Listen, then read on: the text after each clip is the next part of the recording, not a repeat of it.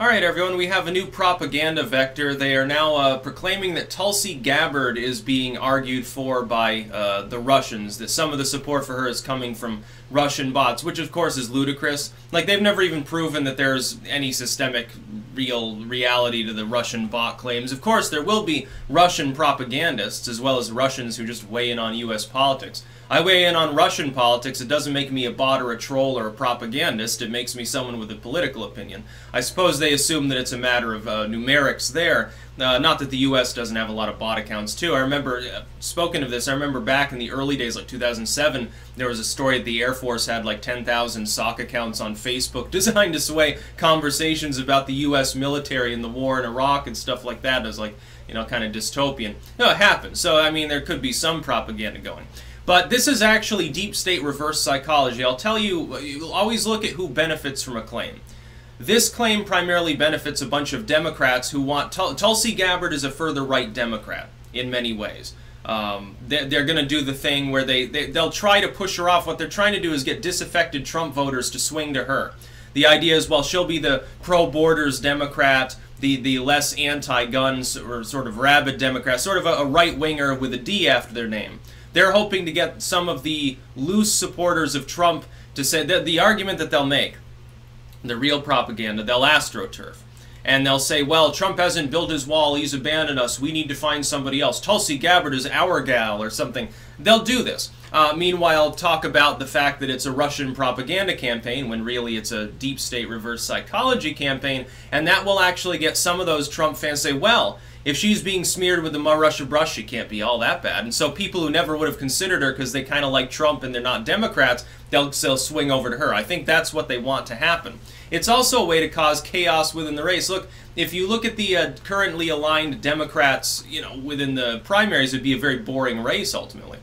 You know, 4 of these people already believe the same things. If you ask Gillibrand and Julian Castro and Kamala Harris and you know, who's the other person who just got into the race? Cory Booker, about a lot of issues, their platforms will be vaguely differentiated. Well, that's a snooze fest. Nobody wants to watch that. Get Tulsi Gabbard in there to tell them about how great guns are and, you know, hoorah for the military or whatever, and it'll be a different story. Yes, we need borders. Oh my God, what a bigot. And then they're hoping that disaffected Trump supporters, that, you know, 10% of the voting populace that's not fully on board with the MAGA thing but still kind of likes Trump, they're hoping they'll swing over and empower the Democrats. Could be a sign that they want to groom Tulsi Gabbard, like get her to moderate her opinions and become the nominee. That I think would be a disaster, but it might be their strategy. So this is a lie. There is no coordinated propaganda campaign by Russians to influence our elections. And everybody, all the Democrats used to say the same thing, and the media would say the same thing, up until the last election didn't go their way. And then they started whining and beating their flabby little fists against their chests like a bunch of big grown-up babies or something like that, whining and pouting and streaking with tears. Bunch of miscreants. It's just that they lost, and they're really sad about it, so they've been spinning propaganda ever since.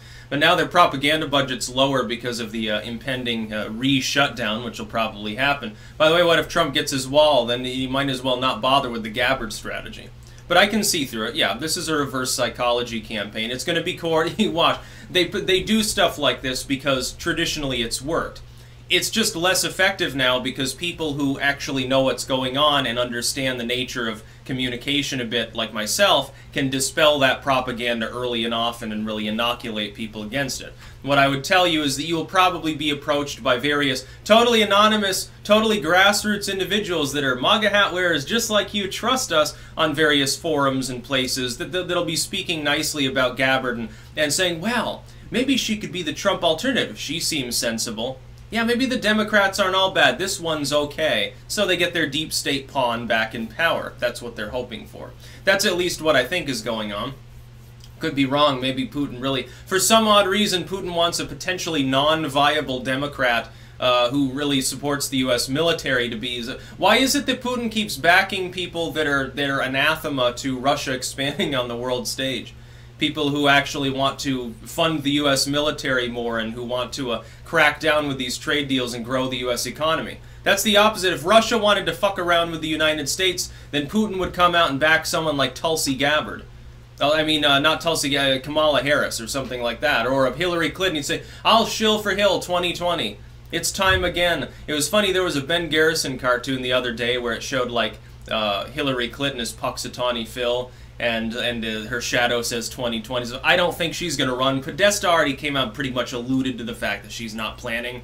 Not planning and has decided not to, of course, not being the same, but you've already got a fairly crowded field. It's going to get more crowded. A heavy hitter will get in, Biden or Sanders probably. You could see Warren be a stand-in for the heavy hitters of the old generation of the deep state. Hillary Clinton, I think, at this point in her life, is like, okay, fuck it. Third time's probably not a charm. And if she does get in and gobbles up any support, it'd be really funny.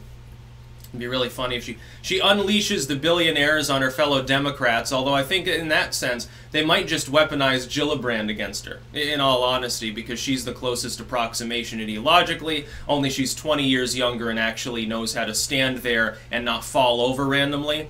Like Gillibrand is the sober version of Hillary Clinton without all the baggage. I wouldn't vote for her, but in all honesty, she'd be certainly a better candidate. She certainly looks at this point way better for the cameras. So it'd be funny, but no, there's a 99% chance that this is some shenanigans with them making this claim. They'll probably promote it more, in the coming days or weeks, and you'll get to see basically that happening. Don't be surprised if you see like 4chan threads about it. Our gal Tulsi Gabbard, pros, very sweet and charming, younger, therefore hot and right. Not a total sellout. So we need to get Tulsi in there, and Trump's not doing anything for us. You'll probably see stuff like that. And it'll all be posted by a bunch of socialists, basically. Socialist pawns. That's about all. Peace out.